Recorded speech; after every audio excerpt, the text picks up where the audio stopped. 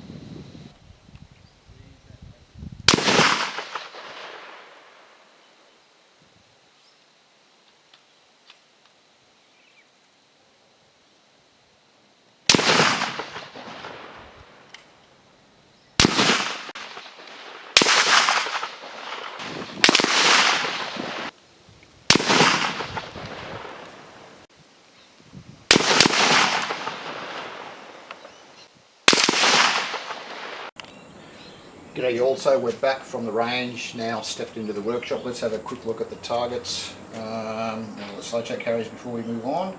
So 17, so we've got some 5 rounds in that one, that should come up alright. 17, 18, so we've got a nice pattern up there, so they should clean up alright as well.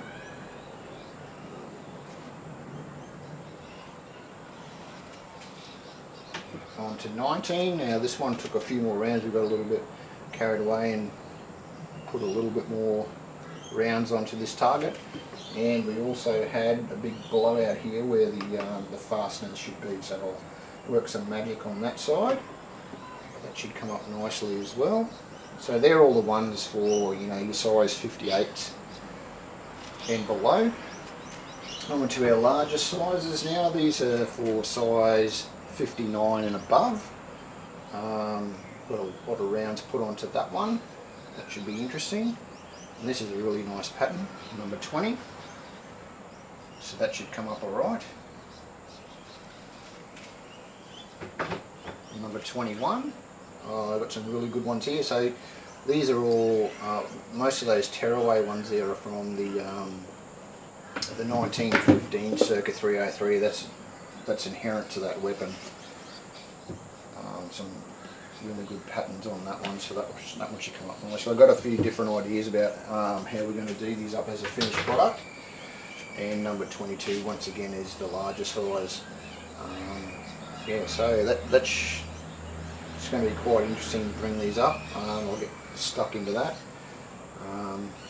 Let's see how we go. So all these will be listed on the website once I finish with them, but you'll see the finished product anyway at the end of this video.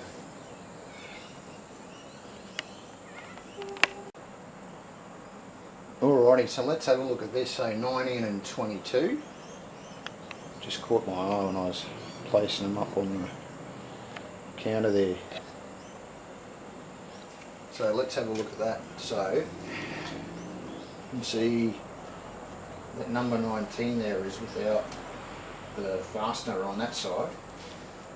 Yeah, number 22 has got one embedded in there. Okay, so that's a fastener there. So what I think's happened is, and this is a miracle shot, is that's been blown out of there by a projectile into the neighbouring one, which is 22. So what I'll do is I'll actually in the frame of mind, I'm just leaving that one in, number 22. Pretty spectacular. I'll check the footage and see if it's actually on there. If it is, we're in luck. G'day y'all, and we're back. And these things came up magically. Really, really awesome. So the first one here we have is 303 17. I did that up in an oak stain for all of the bullet holes. What I did was I put a burner on it, so I burnished all of the bullet holes, and then the natural patina of the stain and the timber just brought it up. Okay, of course over the top of them, for all our 303 ones, we always put a coating of about 5 coats of polyurethane over the top. Alright, so that's 17.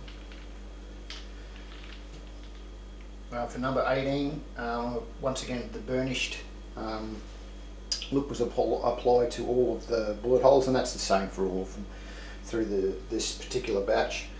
This one we did in a mahogany, and it's a light mahogany. What I tried to replicate there was to try and get it to a Queensland maple sort of look. Some of the 303s are made of maple, Queensland maple. So that's number 18. Okay, we've got number 19 there. For number 19, this is pretty much a clear coat. But what I did was I put a black stain around the border of the front and rear pieces. Once again, it's the distress pattern there from where the fastener was blown out the side, and we'll cover that in the last one when we get to that. Is number 22. But it come up beautiful, like that stain. That's why I didn't stain it, because I knew that timber stain, the natural part of it would come up nice. So we're on to our larger sizes now. So these are for hat sizes from 59 up to 66. So this is number 20.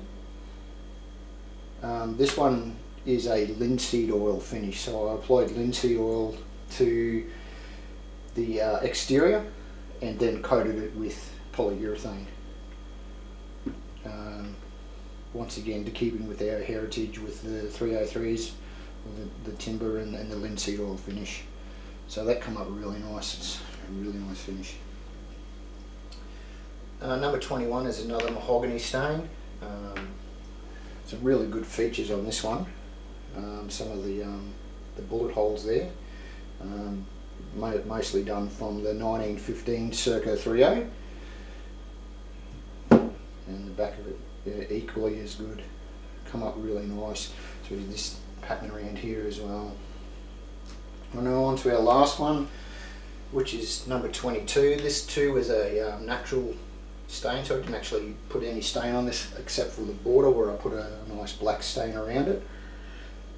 And this one has the bolt or the fastener here that was blown out there. So if you do purchase that, you know why it's in there.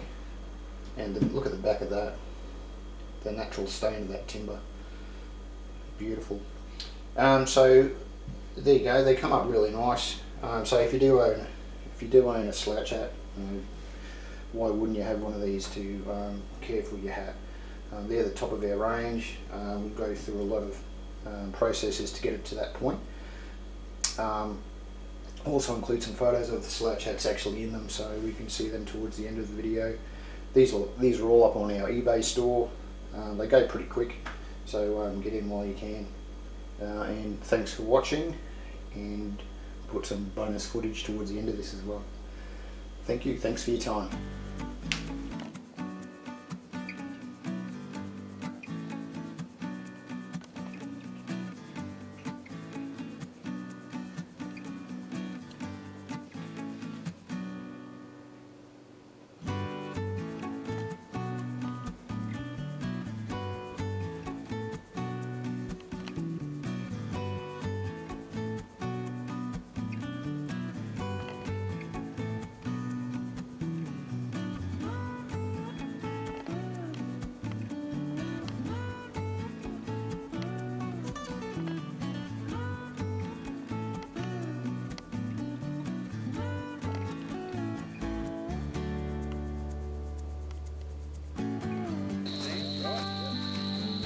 Up, two big shots, pull it back. What are you doing? Left and right or just left? Be left. Yeah. So you want left under the hand. Get it out. Here we go again.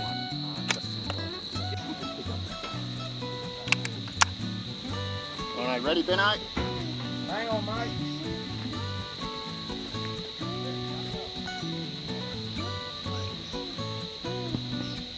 What do I got to do? You don't have to do anything. I'm just telling you I'm going to fire. I'm shooting.